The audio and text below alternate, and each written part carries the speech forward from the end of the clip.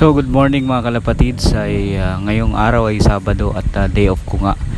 So tara, i-meet-toss natin tong dalawa nating kalapati. So hinihintay ko dyan yung aking mag-ina dahil sasama ulit sila sa ating pag-toss.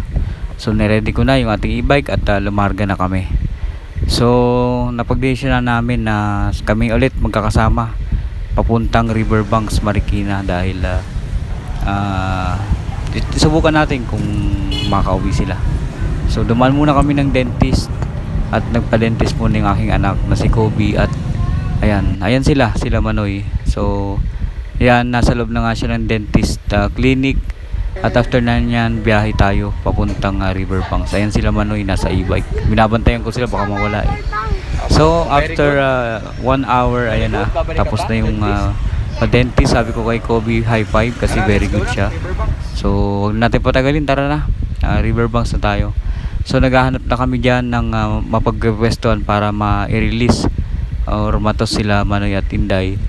So dapat dun sa may park mismo, kaso lang may naka-close na kalsada. So naghanap kami hanggang mapunta kami dyan papuntang Eastwood. At wala kami nakitang pwesto pero bumalik na lang kami pa Riverbanks ulit. So ayan, nakakuha na tayo ng magandang pwesto dyan sa Riverbanks. Wala na yung mga tiyangge, malinis na. At bumaba na nga kami ng aking mag-iina. At pumunta na kami doon banda sa may malilim na pwesto. At ayan, ready na natin. Si Kobe ulit yung magtutos ng kalapate. 11:21. Sinusubukan kong buksan para sa kanya pero dahil isa lang yung kamay na hawak ko, yung isang cellphone hindi ko mabuksan. So bumelo pa nga ako dyan para mabuksan natin at si Kobe na yung re-release mismo ng ating mga kalapate. So ayan, tuwang-tuwa nga siya na naman. Ayan, lumipad na sila after ilang minutes. Nakita ko naman na pauwi na sila banda sa atin. So umalis na kami at magla-lunch kami, hindi pa kami kumakain yan. Nagyan na nga si Kobe sa McDo para daw kami kumain at magpalamig. So tara, si Kobe nagpa-dentist. uwi na tayo. Pero may dadaanan lang kami, kakain muna kami. Hello, naglalaro. So siguro malapit na sila sa bahay natin makauwi. Yung release natin medyo mag-alas 12 na. Mainit pero okay lang yun para ano yung baga nila lumakas, no? Para sa mga susunod na toss natin sa kanila kung sakaling malayo na, kahit paano makakapag-adjust na sila. See you. So nandito kami mga kalapatid sa kanto lang to namin, no? May nagtitinda dito ng kalapate. Saka mga isda, mga sisiyo. May nakita tayong kalapate dito, ang ganda oh. Ayan na si Kuya. Yun, oh. Siya ba yun? Pearl ay yung mata nung isa oh. Ganda.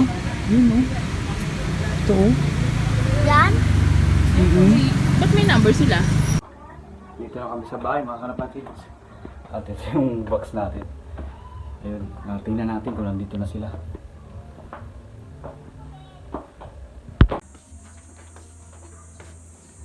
Check natin dito.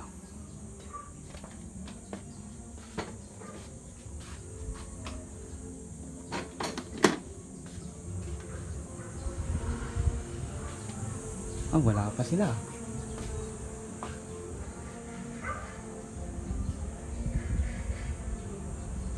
Hindi ko alam kung nandun sila sa likod. Pero wala pa sila dito ngayon. Tingnan natin sila dito sa likod. Dito sila tumatambay.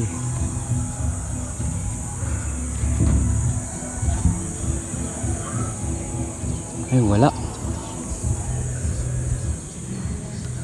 So, yun. Wala pa sila.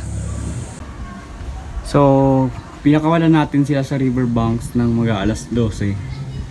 So, dito yon, bandang dito sa mga building na yan. Yan. So, hanggang ngayon, wala pa rin sila.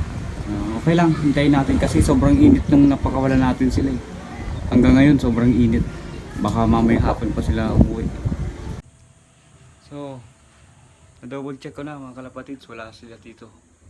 So pinakawala natin sila ng mag-aalas 12. So ano na ngayon, alauna. Wala pa rin sila.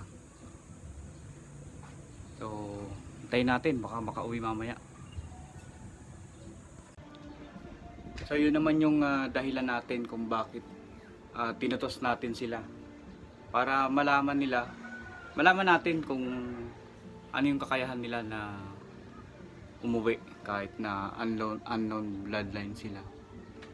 So kung mawala sila, okay lang. At least hindi na tayo umasa pa na mayroon silang kakayahan sa pagkakarera o yung homing instinct nila. So mamaya pa naman yan, mga bandang hapon, dahil sobrang init yan, baka nahirapan sila na umuwi. At sa susunod na lang na upload ko yung update kung nakauwi sila.